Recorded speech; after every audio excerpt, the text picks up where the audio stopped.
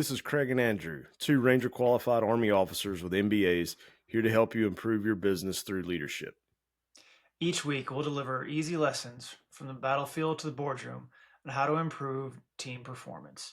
If you're a leader or want to be, this is the place for you. Welcome to the cohort. Disclaimer: the views in this podcast are those of the authors alone and do not represent the views of the Department of Defense or the U.S. Army. Hey, good morning, everybody. Welcome to another episode of Command Post Cohort. Good morning. Today, we're going to talk about training management and what all that entails and how we can, as leaders, really impact our organization. We're going to talk a little bit about continuous improvement. You know, that's not just for your production line, that applies to leadership as well. And then after action reviews are something that we can use to ensure that our training comes full circle and that we actually learn the lessons that we were planning to learn from. Yeah, I think that's the valuable one, Craig, because if you don't, do that piece, then you're kind of losing the whole point of the training. Yeah, I think that training management's meant to kind of be circular, whereas you start out with planning things and you start out with setting those standards and then you execute the training. And then at the end, you want to use that after action review to come full circle so that it feeds back into it so that we can get back to the beginning. Yeah, because you're just getting better, right? That's the piece that really seals in the getting better, which is the whole point of training, right? Yeah, when I think of training management and when you're looking across your organization or your team and you have something, a large operation, something that's very complex or complicated going on, one of the best ways to do is break that down and then make it progressive. I think back my time at Fort Campbell, we were an air assault unit. And so we had this mission to be able to take hundreds of people and dozens of pieces of equipment from artillery to Humvees and move them long distance. So we would take all of these people, soldiers, and equipment, move them a long distance. And it is very complex and complicated. You've got dozens of aircraft involved, and you have to kind of echelon these things because you need your artillery there first.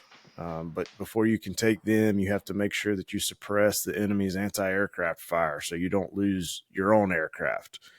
And then you may need to get maybe your pathfinders in there to make sure that it helps the other helicopters find their way in. And then you want your heavy lift with your artillery. And then you want your Blackhawks with your infantry soldiers. And you want to do all of this in one period of darkness.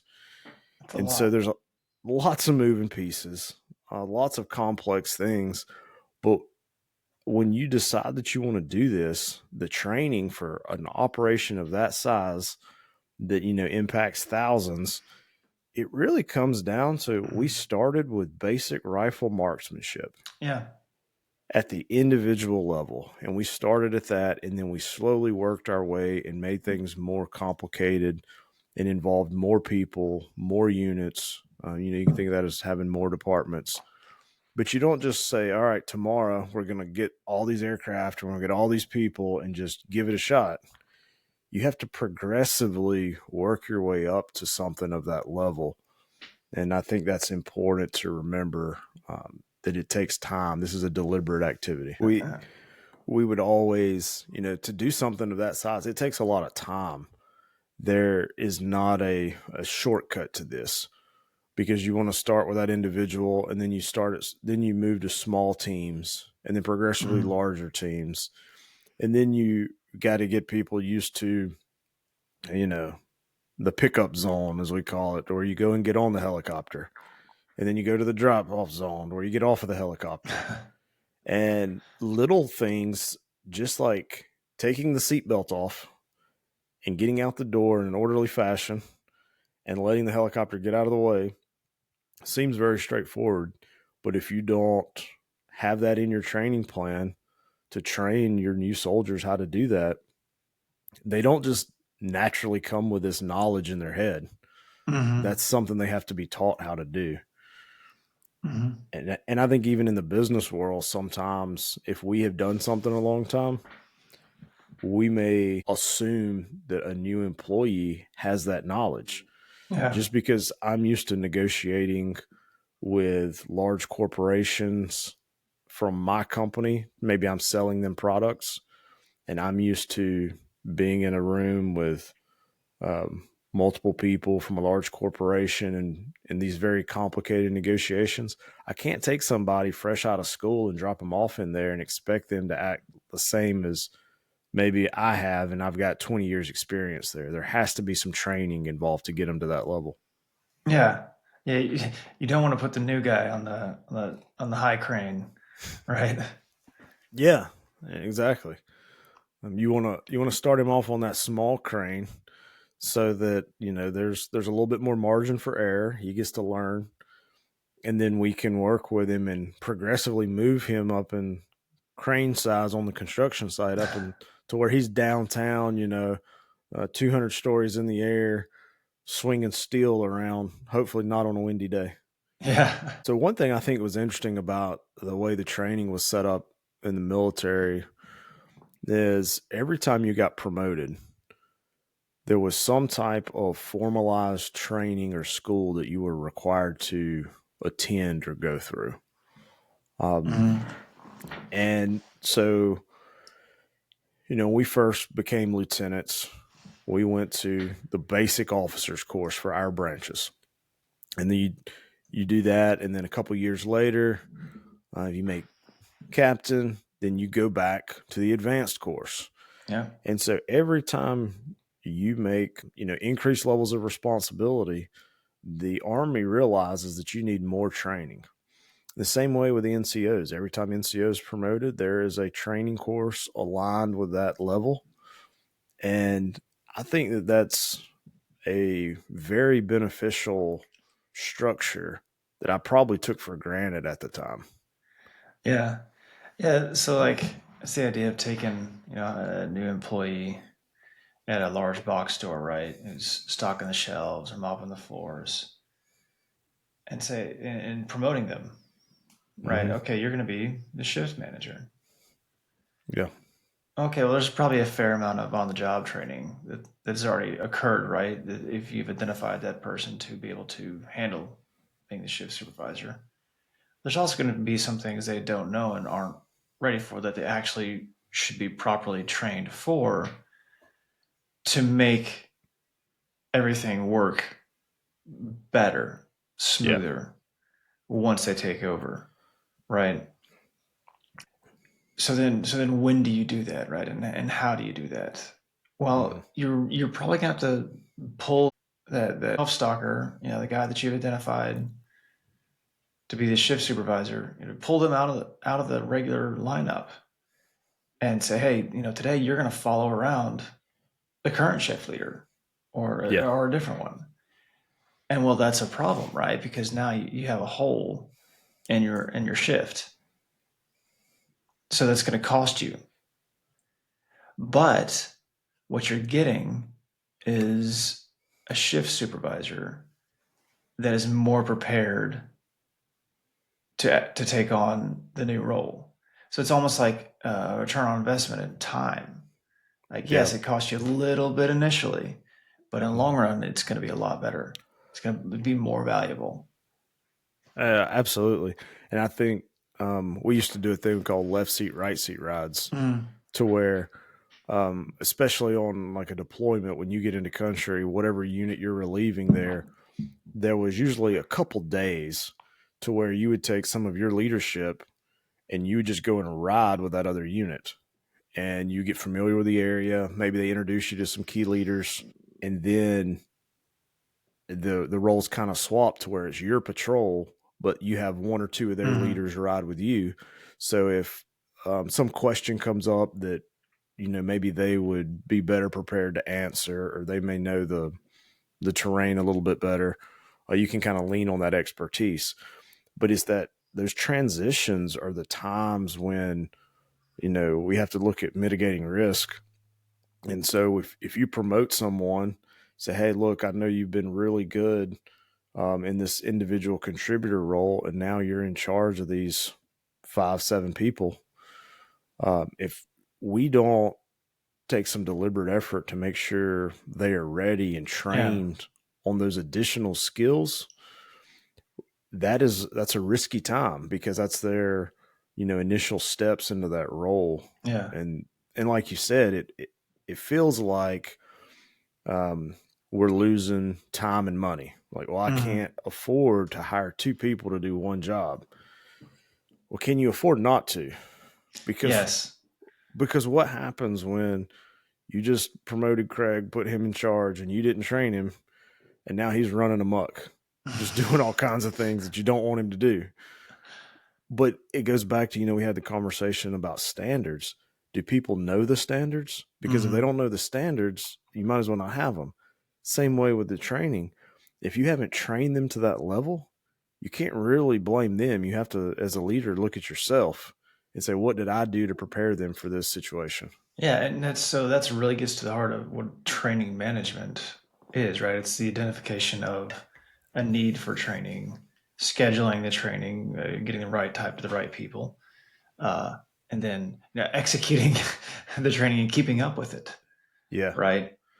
Because in a lot of so in the third bullet, a lot of industries, right, they have mandatory training events, kind of at the industry level. Hmm. Every year, you have to do so many hours, Yeah. and so as the leader, employing people that have to have that industry level training every so often, you're going to have to keep track of that, right? Even if it's just asking them if they did it, or scheduling time for them to do it, or setting reminders on your calendar for them to do it. Because if you don't, then there's a chance that you're going to wind up, with uncertified personnel. Now, and this, so identifying the need for training. Training can be for any reason, right? You have a new employee, you have a new piece of hardware or software or something new that you work on, right? You have to figure out how to train that. You can train just because you haven't trained in a while because Yeah. things are getting stale, right? Right. In the army, we have manuals. Like, as a field grade officer, I've been in the army 20 years. It's always, well, what does the manual say? You go back to the Yeah. manual. Like, you don't have to memorize it. You pull Right. out the manual and it says right there, like, oh yeah, I forgot it said that. Yeah. That's why we have manuals. You can train because there was an incident, right? Hopefully, train you've done before that prevents incidences. You train to prevent incidences, uh, or if you're building, something entirely new, right? A lot of things are custom made, um, so you might have to employ more people or change things around a little bit to build this new and different one Hmm. as a one-off. So you might have to prepare a little bit before you execute the build for that. So that's kind of what the way training management, as I see it, um, because it's important. Yeah. When I think through some of those things you mentioned, is it's how do you build your processes? How do you build Mm. systems to take care of that stuff? Just something as simple as, okay, we have annual continuing education for our industry, whatever that may be. Somebody has to have a tracker and make sure that Hmm. every one of us has done it. Because think of how busy you are as a leader and everything you're trying to get done on a daily basis. It is really easy to let some things slip through the cracks. And if it is a basic course that you need to do, maybe it's a simple online 3 hour course that you're expected to do once a year. I think of the cyber training. You Oh got to God. do your annual cyber training to make sure you don't get hit with a phishing scam in your email. Well, it's not that it's that labor intensive. It doesn't take tons of time, Hmm. but you have to do it. And if you don't have somebody looking at a calendar and saying, okay, when are we going to do this? And actually laying that out, it can become a problem to when you're trying to, like, oh crap, we've got a week before the deadline, and maybe we're doing maintenance on our production line that week, and we're all Hmm. really busy. And so I think we can do things as leaders as building systems and processes, but we have to acknowledge things like this are important and dedicate some time to it. And maybe it's like you mentioned, the manuals that we always have in the Army. Mm-hmm. From the civilian standpoint, is like you can create your own SOP manual and you can have your Yeah. standard operating procedures in there. And then what you've done is you've created a standard for everybody to know and be responsible. And it may say that you're responsible to schedule that either in the second or third quarter. And then that way, that gives you the entire fourth quarter to catch anybody who didn't do it, figure out why, and get them back in that. And that kind of goes to that corrective training you mentioned. If you have some type of incident, maybe the incidents they just missed the training, and Yeah. hopefully it's not a hopefully it's not like a serious thing, but sometimes it is, and that's a whole other reason to have these plans in place. Is so what happens if we do have this incident? What type of training do we want to do in the future to hopefully prevent this Mm-hmm. type stuff? Yeah. So to dive into the incidences piece, right? Like we don't want to have any incidences, right? Mm-hmm. Whatever industry you're in, you don't want to have an incident. Right. So training helps prevent those, right? The initial training. Hey, welcome to the team. Train them up some on it. Here's your job. Mm-hmm. But it doesn't stop there, right? Like we talked about the industry level type stuff a little bit, but there's got to be the local training, right?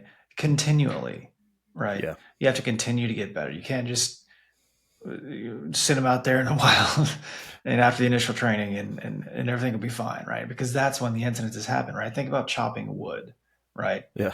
At some point, you're going to have to sharpen your axe, Right. right? Yeah. So every so often, you're going to have to take time to make sure your axe is still sharp, right? So, like if you're on a production line, employees have been there, they're trained, they've been working on the line, everything's running fine, right? Well, things might be running fine right now, but to prevent an incident and to prevent things from getting stale, to prevent your axe from getting dull, it might be good to have just a check, right? A little bit of training to Mm-hmm. make sure things are working the way they should. And that could be pulling out a couple of workers and saying, hey, okay, what would you do if you saw this come across your desk or your line? Uh, or maybe it's artificially inserting a flaw into the Mm-hmm. line to see what happens, Yeah, right? I think stuff like that fights complacency because Mm-hmm. that's one of the challenges as leaders we have is to make sure our team doesn't become complacent. And that is sometimes kind of hard to, get your hands around of like, okay, how do we do this? Because it feels so abstract. But to your point of you got to make sure that axe stays sharp. And Mm-hmm. training is a great way to do this. And maybe it's that new product that's out there, or maybe it's just we can refine our processes a little bit, or just ensure that everybody is remembers what our protocol is for when we find a flaw. We Mm-hmm. interject that stuff to see what's going on. Yeah. And, really what that is a rehearsal, right? Yeah. For the live event. Hmm. If something does come across their line, that way they've already done it, so to speak, right? They've already rehearsed the part. So this reminds me of a time. Uh, so I was on a cruise when we got back from Afghanistan, and we docked in this one port, and I could see out my port window this little forklift. Well, the forklift driver wasn't little. From far away, he kind of was. Anyway, he had this like 20-yard box, 20 by 20-yard box that he operated in, and he would drive to one side, pick up a load, back up, turn around, and put it in the boat, and then park back where he was. And he would go and pick up the next load. And this guy did not sit still. I probably watched him for an hour. He did Yeah. not sit still. He was continually moving, picking up things, right? And so when we parked, when that boat docked, right? Sorry, I'm not a sailor, so I might mess up the terms some there. Uh, do you think that was the first time he'd ever run that little track? Couldn't be. Couldn't. There's no way. There's Yeah. no way. Because I'm telling you, he did not stop picking up these things. Yeah. So he had to have practiced that Yeah. before that ship arrived. right? He had to know, number one, he had to be trained on how to operate the forklift, right? Right. Number two, he also had to actually rehearse on the ground he was going to drive what he was going to do, right? Before Mhm. pallets started stacking up, you know, wait, where do I go? How, my angles, right? So he had to rehearse that, right? Yeah. And then to get to your first point, right? Like, think about the entire operation of docking an ongoing cruise, unloading, reloading, all that has to go on. That little forklift driver, that was just one little part of that entire operation because there was somebody taking the pallets from him. There was somebody delivering the pallets to him that were Yeah. all new supplies or taking out the old supplies, right? So think about the level. Every person, every little organization had to have rehearsed what they were going to do beforehand, right? To build into this ultimate objective, which was a cruise ship docks, Mhm. unload, reload, refuel, get out of get out of port, dodge. I don't know what a ship does, but Yeah. And right. So it's like flying in the artillery, right? Like yeah. flying in the soldiers, right? Prepping the LZ, just Yeah. like you were saying earlier. I mean, you've got to practice these things because if we had docked and nobody had rehearsed any of that, Hmm. we'd have been there for hours. Yeah. Yeah. It takes, especially things that are time sensitive. Mm. You really want to make sure that everybody knows exactly what they're doing and their different roles in it. And one thing that I find interesting with the rehearsals is in the army we kind of went to the extreme. We rehearsed everything. We Everything. rehearsed if we were going to have an awards ceremony, there would be Yeah. a rehearsal for it to where Yep. at minimum you would have the key leaders involved and you'd be like, okay, this is where we're going to stand. They're going to say this, they're going to play this, and then the band will be over here. This is the music that's going to happen. And everything was rehearsed. And it used to really drive me crazy. I'd be like, this is ridiculous. There's no need for Mm. this. And then I've noticed in the civilian world, I've been a part of some ceremonies that were not rehearsed. And it's like no one knew what was going on. And I was like, I now understand why we did all those rehearsals that at the time seemed silly. But if you really want to make an impression and you really want to go through that process and make sure things are done right, you know, in the example you gave, especially when something is time sensitive and you have all these moving Mm. pieces, all these, individuals involved to make sure things are going to run smoothly, you really want to do those rehearsals.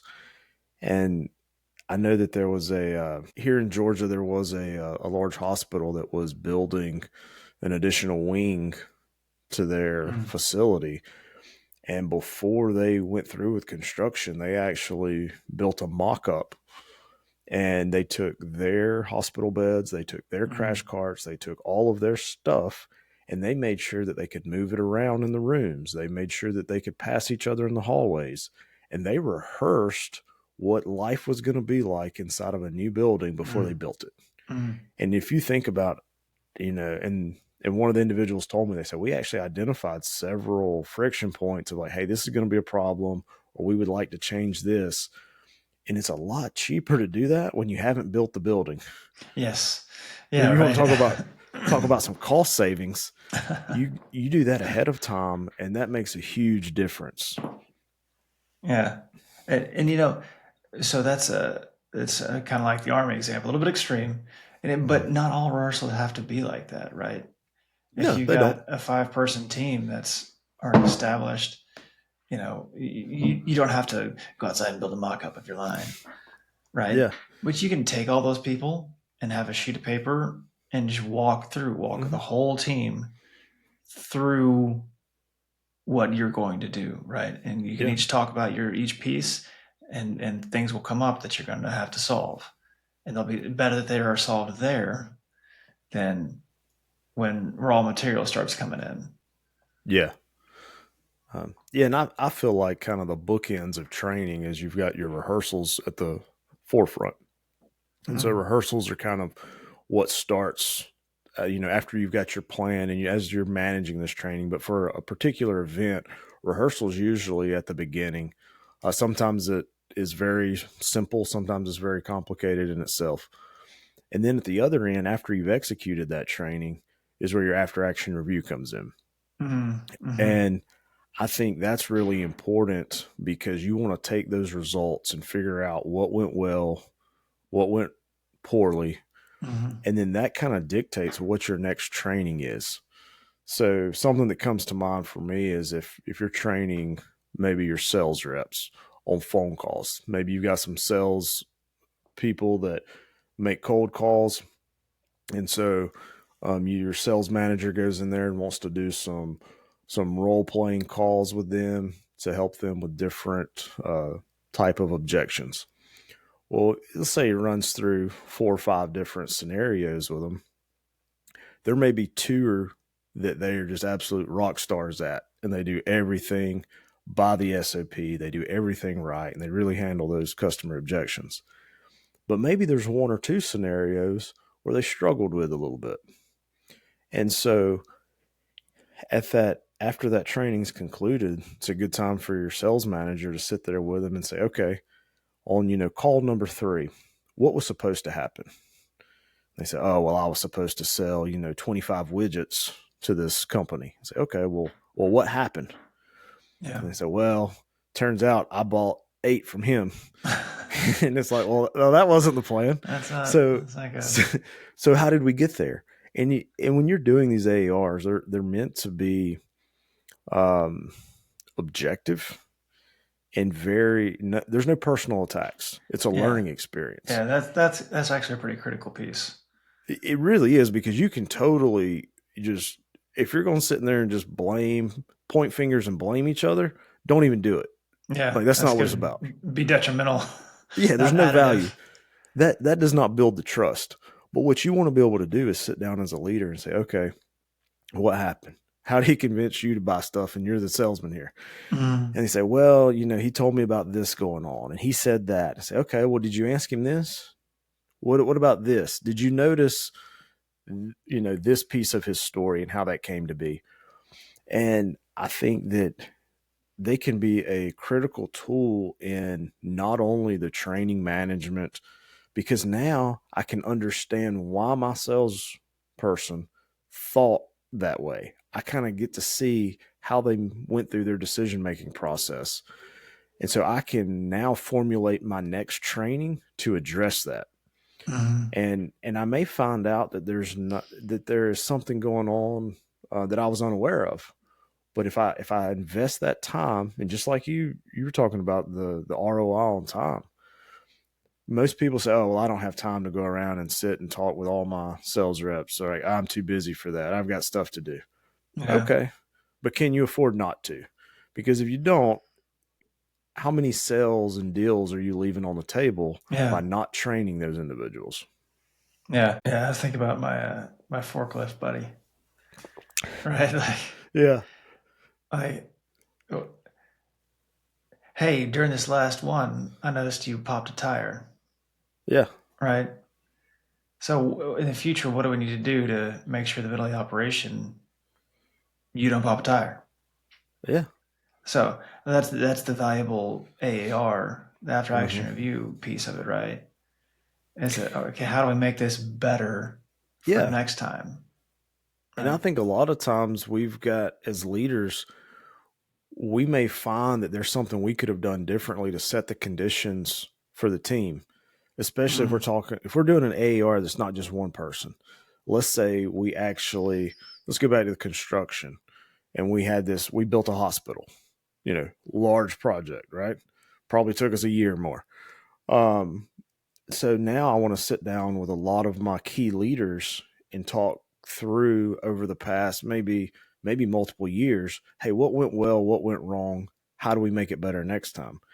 You may find you have breakdowns in communication. You may find you have people that were not aware of the standards.